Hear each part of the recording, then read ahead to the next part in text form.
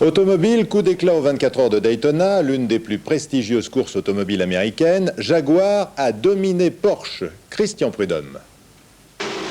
Jamais les 24 heures de Daytona n'avaient été aussi disputées.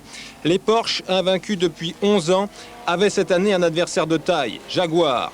Et durant toute la course, la lutte fut incessante en tête. À moins d'une heure de l'arrivée, 1 minute 30 seulement sépare les deux premiers. La Porsche de Baldi, Redman et Volek et la Jaguar du trio Bösel, Brundle, Nielsen.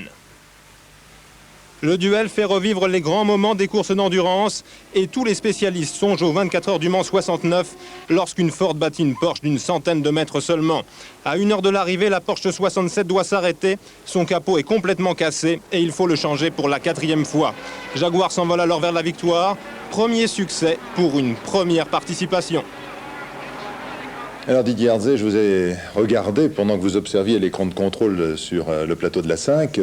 Ça vous fait vibrer ce genre de course? Complètement. De toute façon, toutes les courses, de quelque formule que ce soit, ça fait partie de ma passion. Et pour moi, c'est un rêve de gosse qui est en train de s'accomplir. Ça fait 4 ans que je cours et j'espère le prolonger le plus longtemps possible. Alors Didier Hardzé a 25 ans, il est passionné d'automobile, il a été champion de France sur 505 Peugeot. Et après la production, vous êtes passé sur la Formule Renault. Alors qu'est-ce que c'est la Formule Renault? Alors la Formule Renault, c'est l'aboutissement d'un concours que j'avais réalisé à Nogaro, qui m'a donné la possibilité d'être volant motule. Et j'ai effectué toute une saison complète, ce que je propose d'ailleurs à tous les jeunes qui sont passionnés de faire, parce que pour réussir en monoplace, il faut faire une école de pilotage. Et en 86 donc, et en 87, j'ai fait la Formule 3. Et on peut voir donc sur les images Monaco en 87 que j'ai gagné en faisant le record du tour, la pole position.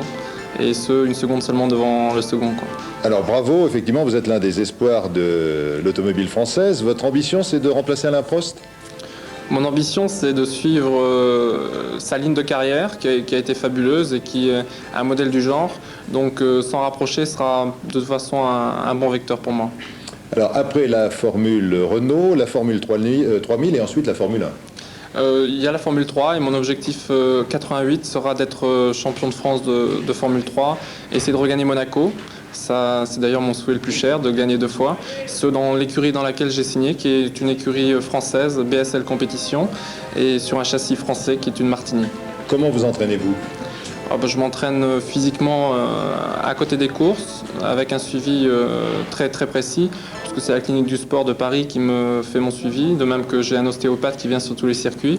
Et autrement, mon écurie, au niveau de l'aspect sportif et technique des choses, me fera tourner dès mi-février, je crois. Alors, qui vous soutient dans votre démarche? Parce qu'il faut beaucoup d'argent. Il faut effectivement des sponsors, il faut des partenaires. Donc ça fait 4 ans que je me fais aider par la ville de Nice. C'est mon soutien le plus fidèle. J'ai également Motul depuis 2 ans avec Nogaro, comme je l'ai cité. J'ai une agence qui s'occupe de tout avec beaucoup de professionnalisme, de la gestion de ces investissements pour les rentabiliser, qui est Monaco Sponsoring.